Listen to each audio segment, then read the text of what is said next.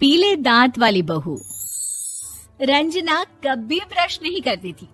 उसे कितनी बार उसके माँ बाप ने डांटा, लेकिन उसका कोई असर उस पर होता ही नहीं था, जिस कारण से उसके दांत पीले पीले हो जाते हैं।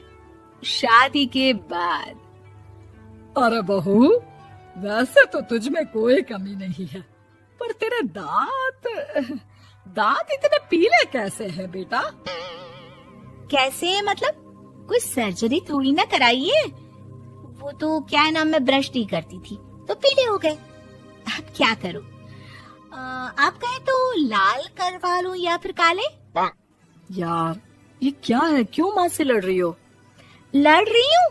अरे मैं लड़ रही हूँ या ये बोल रही है कि दांत पीले हैं, पीले। अरे तपस्या थोड़ी ना की है इन्हें पीले करने के लिए। बकायदा ब्रश नहीं किया है 20 साल तक, तब जाकर।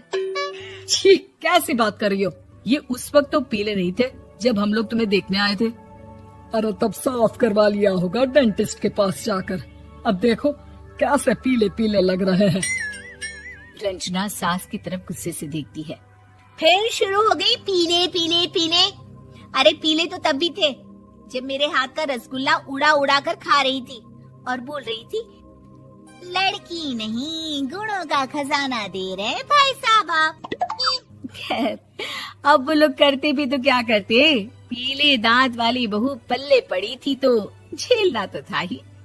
एक दिन कीर्तन में रंजना गाना गा रही थी। अरे कमला बहन, माँ का द्वार है, यहाँ तो सब शुद्ध होकर आते हैं, फिर अपनी बहू को ब्रश भी नहीं करवाती तुम। दूर से पीले पीले दांत भक्ति में बाधा उत्पन्न कर रहे हैं। अरे कोई 2 साल के बच्चे थोड़ी ना लेकर आई हूँ मैं बहू बनाकर। अच्छी खासी लड़की है, अरे कैसे करवाऊं ब्रश? ये तो उसे खुद करना चाहिए ना। अब माँ बाप तो इसके जैसे तैसे निपटा दिए, ये नहीं सोचा कि सास कैसे संभालेगी। सास बहू को लेकर घर आ जाती है, लेकिन सोच लेती है कि अब इसे लेकर कहीं नहीं जाएगी। अगले रोज बहू कहती है, अरे क्या हो गया, मंदिर नहीं जाना क्या? कीर्तन का वक्त हो रहा है। मेरी मधुर वाणी से कान्हा जी जागते हैं और सोते हैं। आप तो जानती है ना उनकी भक्ति में कितना मन लगता है मेरा। वो क्या है ना, तबीयत ठीक नहीं लग रही है मेरी, आराम करूंगी मैं। तबीयत ठीक नहीं लग रही? अभी तो मिथुन के गाने पर नाच रही थी आप, और अब बोल रही है कि तबीयत ठीक नहीं लग रही। अरे भक्ति में मन लगा लो सासू माँ, ऊपर जाना है, क्या मुंह दिखाओगी आप? हाँ? सास को बहू की बात पर गुस्सा आ जाता है। मैं क्या मुंह दिखाऊंगी, इसकी चिंता तो ना कर, समझी? अपने मुंह की चिंता कर, जो ये पीले पीले दांत लेकर हर जगह पहुंच जाती है। पता है लोग कितना मजाक बनाते हैं। ना जी ना, मैं नहीं जाना कहीं तेरे साथ। तो ये बात है। कोई ना, मत जाओ, मैं अपने कमरे में ही बैठकर भक्ति कर लूंगी। ऊपर वाला दांत थोड़ी ना देखता है, मन देखता है, भावना देखता है। और अरे बस बस, तू सब कुछ दिखा, बस ये सफेद चमकदार दांत ना दिखाना किसी को, है? जा यहाँ से।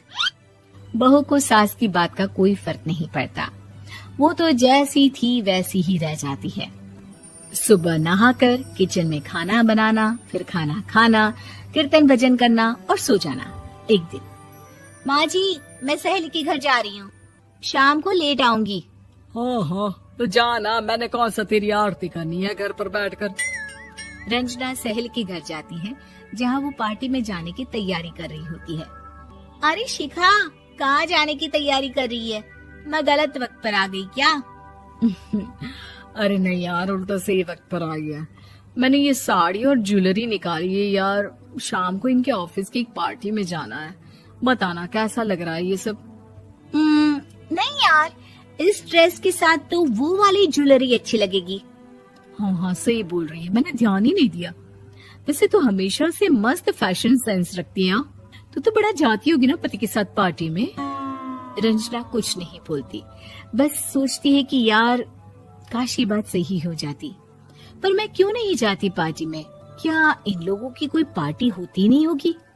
रंजना घर आती है और रात में पति से सवाल करती है, एक बात बताइए, आप मुझे किसी पार्टी में क्यों नहीं ले जाते? क्या आपके यहाँ ऑफिस में पार्टी नहीं होती? पति बेचारा क्या कहता कि दांत पीले हैं तुम्हारे इसलिए। अरे कोई पार्टी होती नहीं हम लोगों के ऑफिस में, तो कहाँ से लेकर जाऊं? और मार्केट, मॉल, कहीं वीकेंड घूमना, कहीं तो। अरे यार सारे हफ्ते में एक छुट्टी मिलती है, तो सोचता हूँ कि आराम ही कर लूं। क्यों? रंजना मन मार के रह जाती है। पहले कभी सास के साथ मंदिर जाया करती थी, लेकिन वो भी सास ने ले जाना बंद कर दिया। घर बैठी बैठी रंजना बोर हो जाती है। तभी उसे आइडिया आता है और वो मायके जाने का सोचती है। सासू माँ, 2 दिनों के लिए मम्मी के घर जा रही हूँ। अच्छा अच्छा ठीक है, आराम से जा। और हाँ, माँ से कुछ अच्छी आदत सीख कर आना कि कैसे शरीर के हर भाग की तरह दांतों की सफाई भी जरूरी होती है, समझी? शुरू हो गई ना आप। वो लोग आपकी तरह नहीं है कि छोटी छोटी बात का बतंगड़ बना दे। उन लोगों के लिए मैं मायने रखती हूँ, ना कि मेरे पीले पीले दांत। रंजना माँ को बिना बताए उन लोगों को सरप्राइज देती है, लेकिन जैसे ही वो दरवाजे पर पहुँचती है, अंदर देखती है कि घर वाले कहीं जा रहे होते हैं। अब माँ, काश रंजना दीदी के दांतों वाली प्रॉब्लम नहीं होती, तो वो भी हम लोगों के साथ चलती ना बुआ जी की बेटी की शादी में। हाँ बेटा, लेकिन अब उसे कौन समझाए कि उसको उसके पीले दांत नहीं दिखते, लेकिन उसके आसपास के लोगों को कितना एम्बैरेसिंग फील कराते हैं। मुझे तो कितनी बार उसके स्कूल की टीचर ने शिकायत की कि उसके साथ कोई लड़की बैठना भी नहीं चाहती, और ना ही कॉलेज में कोई उससे बात करना चाहता था। लेकिन पता नहीं क्यों उसे ये बात समझ में ही नहीं आती। कोई कमी नहीं है उस लड़की में, बस यही कि दांत पीले हैं। वो तो भला हो जीजा जी और उनकी माँ का, जो दीदी को जैसी है वैसे ही रखा हुआ है। रंजना को अपने घर वालों की बात सुनकर बहुत दुख होता है। वो सोचती है कि वो क्या करे, लेकिन फिर वो सीधा डेंटिस्ट के पास जाती है, अपने दांत चमकाती है और कसम खाती है कि वो रोज ब्रश करेगी। अरे क्या हो गया? तुम तो 2 दिनों के लिए गई थी ना, पर कोई ना, अच्छा है, चलो आ गई तो। रंजना सास के सामने आकर खड़ी हो जाती है और पूरी स्माइल करती है, उसके चमकदार दांतों को दिखाती हुई। हैं? चले मंदिर। माँ, मुझे माफ कर दीजिए, मैंने आप लोगों को बहुत एम्बैरेसिंग फील करवाया। मैं आज से रोज ब्रश करूंगी।